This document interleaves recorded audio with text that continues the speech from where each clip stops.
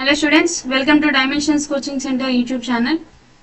Question వచ్చేటికి find the ratio of time taken by two trains, one traveling at 45 km per hour and other traveling at 10 meter per second to cover the same distance. చాలా మంది ఏం చేస్తారంటే ఈ question చూడగానే చిన్న question కదా ఇదేముంది పెద్ద ఈజీగానే అయిపోతుంది అనే హడావిడిలో ఉంటారు. కానీ ఇక్కడ మీరు మెయిన్ చూడాల్సిన ఒక చిన్న పాయింట్ ఉంటుంది, మీరు అది ఎక్స్ప్లెనేషన్ చేసాక మీకు అర్థమవుతుంది. చూడండి, so first speeds 10 metre per second ఉంది చూడంగానే ముందు దీన్ని కన్వర్ట్ చేస్తాము. సో స్పీడ్ మనం మీటర్ పర్ సెకండ్ ఉంటే కిలోమీటర్ పర్ మార్చడానికి ఏం చేస్తాము, 18/5తో మల్టిప్లై చేస్తాం. సో 10 × 18/5 మల్టిప్లై చేసినప్పుడు 5 2 and 36 వచ్చింది.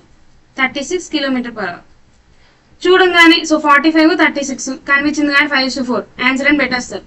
కానీ ఇక్కడ మీరు అబ్జర్వ్ చేయాల్సింది ఒకటే డిస్టెన్స్ ఉన్నప్పుడు speed and time are inversely proportional to each other కదండి. మీ స్పీడ్స్ రేషియో 5:4 అయింది అవునా, కానీ కావాల్సింది ఏంటి, టైమ్స్ రేషియో రివర్స్ ఉండాలి అంటే 4:5 అవ్వాలి.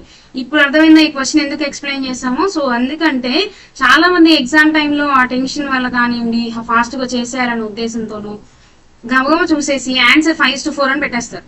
But probability of it can error అనేది ఈ క్వశ్చన్ మీరు తప్పు చేయడానికి పాసిబిలిటీ ఎక్కువ ఉందనే ఉద్దేశంతో సో ఎలా చేయాలి అక్కడ అడిగింది ఏంటనే మీరు అబ్జర్వ్ చేయాలనే ఉద్దేశంతోనే ఈ వీడియో స్పెసిఫిక్ గా చేయడం జరుగుతుంది.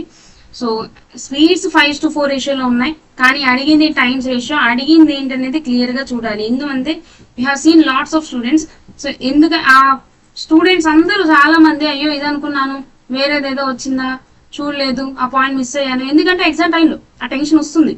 అందుకనే దాన్ని క్లియర్ గా అబ్జర్వ్ చేయాలనే ఉద్దేశంతో ఈ వీడియో చేయడం జరుగుతుంది. Okay, thank you all.